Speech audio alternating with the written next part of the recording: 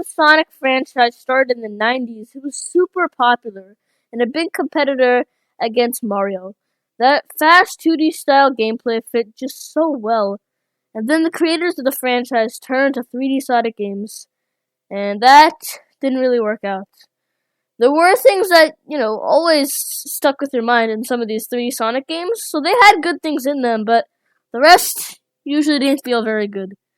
Sonic has needed a good and successful 3D game for a long time. This is the one. Sonic Frontiers has had broken the streak of bad 3D Sonic games, and in this review, I will be going over the pros and cons of Sonic Frontiers. So without further ado, let's get into it. So, as you guys probably all know, Sonic Frontiers is the first open world game for the franchise, with open areas to explore called open zones, some puzzles,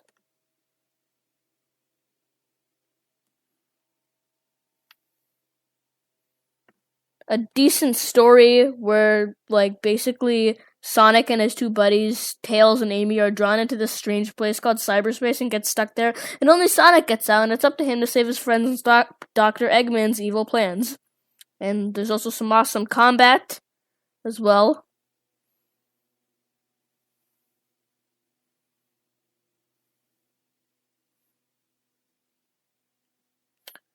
And places called cyberspace zones, which are basically the equivalent to Axe and other 2D and 3D Sonic games, except you have to travel around the open zone first in order to get to these cyberspace zones.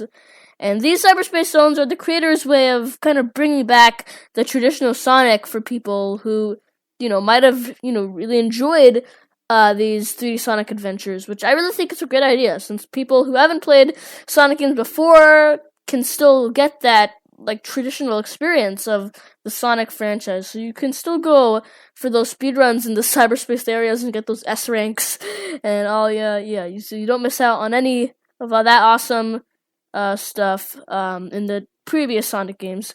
And again, about the combat, which is awesome and a new experience.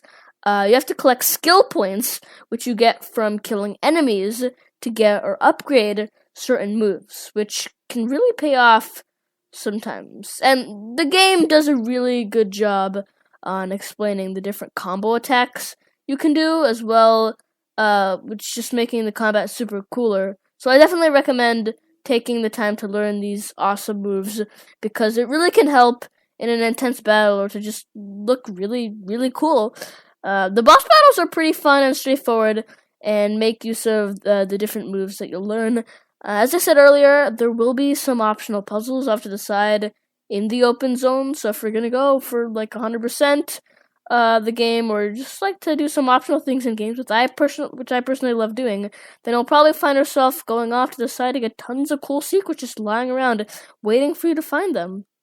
But yeah, so now to talk about the biggest thing about this game, which is, the fact that this is the first open world Sonic game. So, there are, I believe, 5 open zones, which I'm only showing one because I don't really want to spoil anything for you. But, yeah, there will be different scenery than grass and ruins.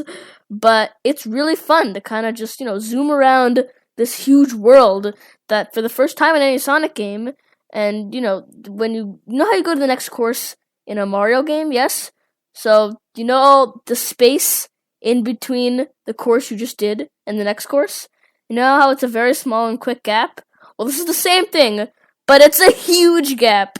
So to sum it up for the pros of this game, it's an open world game where you're zooming around getting all these cool secrets and finding the next cyberspace zone / course with all these cool features inside this open world fitting into this game, and it really turns out to be a great game. But now, to move on to the cons, when you choose which mode to choose, action or high-speed mode, if you choose action mode, which is basically a slower mode, which is kind of confusing, just be prepared for the fact that it will take you longer to traverse the overworld. So if you want to traverse the map quickly, then you should definitely choose high speed mode, because it's definitely the way it's supposed to be played. Of course, if you really just can't handle the high speed, because it's your first Sonic game, then you can pick action mode, but I highly recommend picking high speed mode, even if it's your first Sonic game. you'll get used to the gameplay soon enough. Also, let's face the fact that this game isn't for everyone. The speed of Sonic racing around the world and the fast combat, like not everyone's gonna love that. Even if you love open world games with puzzles and cool combat, you've gotta love that speed. And if you're getting frustrated because you're bumping into so many things or going so fast that you fall off the edge, then this game just might not be for you.